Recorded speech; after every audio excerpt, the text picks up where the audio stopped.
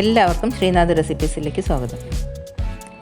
ഇന്ന് ഞങ്ങൾ വന്നിരിക്കുന്നത് ചിക്കൻ കറിയേക്കാൾ ടേസ്റ്റുള്ള ഒരു ക്യാപ്സിക്കം കറിയുടെ റെസിപ്പി ആയിട്ടാണ്. വളരെ എളുപ്പത്തിൽ ഉണ്ടാക്കാൻ പറ്റുന്ന ഈ കറി നമുക്ക് ചപ്പാത്തിയുടെയും ദോശയുടെയും ഇഡ്ലിയുടെയും ചോറിൻ്റെയും ഒക്കെ കൂടെ നല്ലൊരു സൈഡ് ഡിഷാണ്. അപ്പോൾ അത് ഉണ്ടാക്കാൻ വേണ്ടിയിട്ട് ഞാനിവിടെ ചുവട് കട്ടിയുള്ള ഒരു പാനിൽ 2 ടീസ്പൂൺ എണ്ണ ഒരു മീഡിയം ഫ്ലെയിമിൽ ചൂടാക്കുകയാണ്. എന്നിട്ട് അതിൽ ചെറിയ കഷ്ണങ്ങളാക്കിയിട്ടുള്ള 2 ക്യാപ്സിക്കം, അതായത് കുടമുളക് ഇട്ട് ഒന്ന് വഴറ്റണം.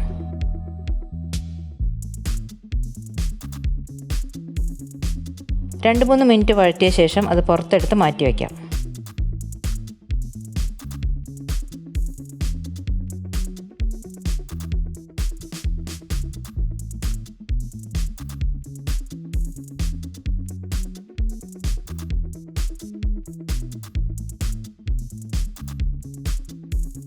ഇപ്പോൾ അതേ പാനിൽ 2 ടീസ്പൂൺ എണ്ണ ചൂടാക്കണം. എന്നിട്ട് അതിലേക്ക് ഒരു ചെറിയ കഷ്ണം ഇഞ്ചി ചെറുതായി അരിഞ്ഞതും 5 വെള്ളുള്ളിയും ഇട്ട് കുറച്ച് നേരം ഒന്ന് വഴറ്റണം.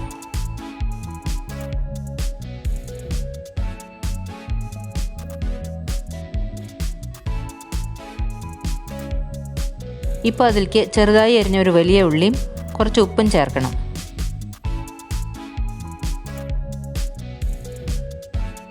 എന്നിട്ട് ഈ ഉള്ളി കളറൊന്ന് മാറി വരുന്നത് വരെ വഴറ്റണം. ഇനി അതിലേക്ക് ചെറിയ കഷ്ണങ്ങളാക്കി ഒരു തക്കാളി കൂടി ചേർത്ത് വഴറ്റാം.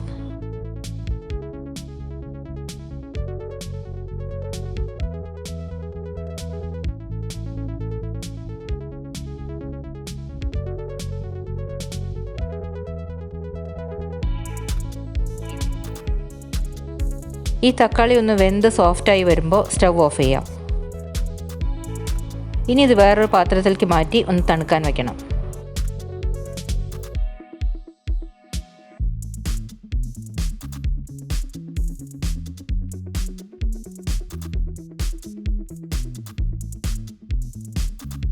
എന്നിട്ട് അതൊരു മിക്സിയുടെ ജാറിലിട്ടിട്ട് നന്നായി അരച്ചെടുക്കണം.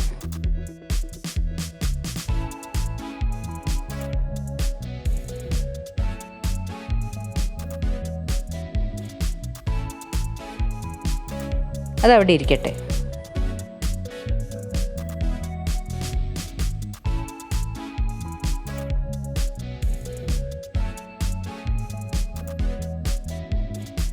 ഇനിയിപ്പോൾ അതേ പാനിൽ ഒരു 2 ടീസ്പൂൺ എണ്ണ ഒരു മീഡിയം ഫ്ലെയിമിൽ ചൂടാക്കണം.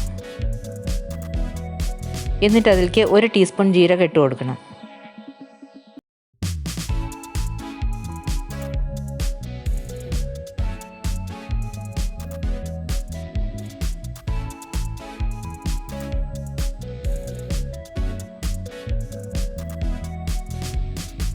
ജീരകം പൊട്ടി വരുന്ന സമയത്ത് ചെറുതായി അരിഞ്ഞ ഒരു വലിയ ഉള്ളി ചേർത്ത് വഴറ്റണം.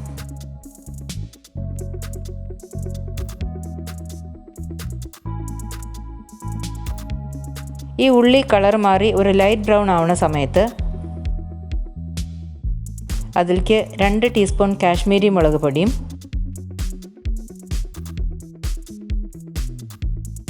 3 ടീസ്പൂൺ വറുത്ത് പൊടിച്ച മല്ലിപ്പൊടിയും 1/2 ടീസ്പൂൺ മഞ്ഞൾപ്പൊടിയും 1 ടീസ്പൂൺ ഗരം മസാലപ്പൊടിയും ഇട്ട് കൊടുക്കണം.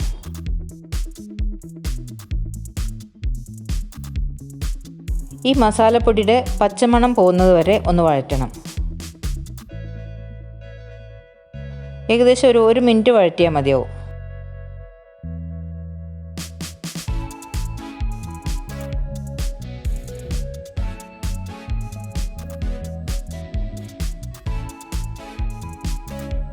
ഇനിയിപ്പോൾ അതിലേക്ക് നമ്മൾ ആദ്യം അരച്ചു വെച്ച പേസ്റ്റും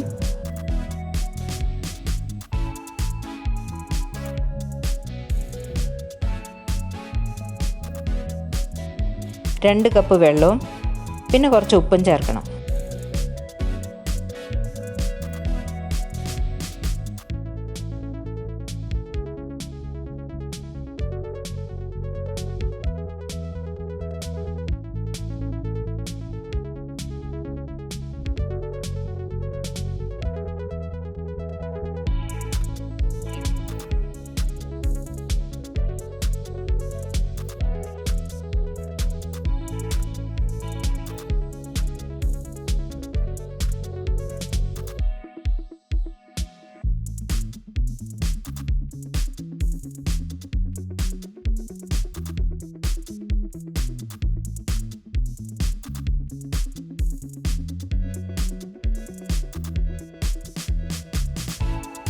അത് നന്നായി ഇളക്കി ഒരു 2 മിനിറ്റ് തിളപ്പിക്കണം.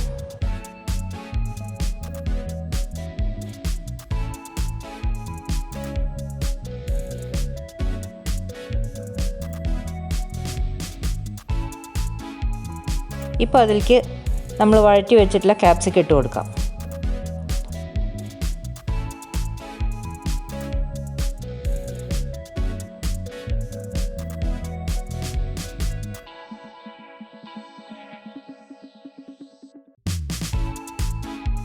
ഇനി അത് വല്ലാതെ വേവിക്കണ്ട.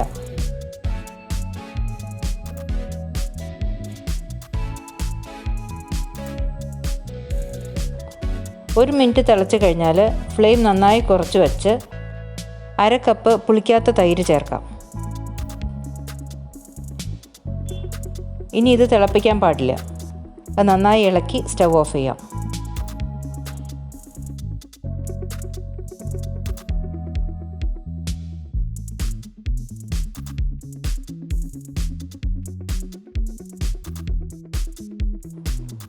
ഇനി അതിലേക്ക് ചെറുതായി അരിഞ്ഞ കുറച്ച് മല്ലിയിലയും കൂടി ചേർത്ത് ഇളക്കി കഴിഞ്ഞാൽ നമ്മുടെ കറി റെഡിയായി.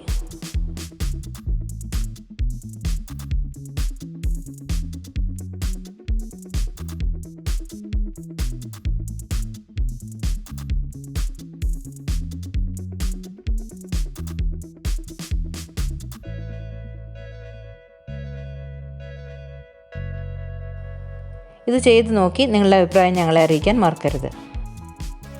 വേറൊരു ഈസി റെസിപ്പി ആയിട്ട് നമുക്ക് വീണ്ടും കാണാം.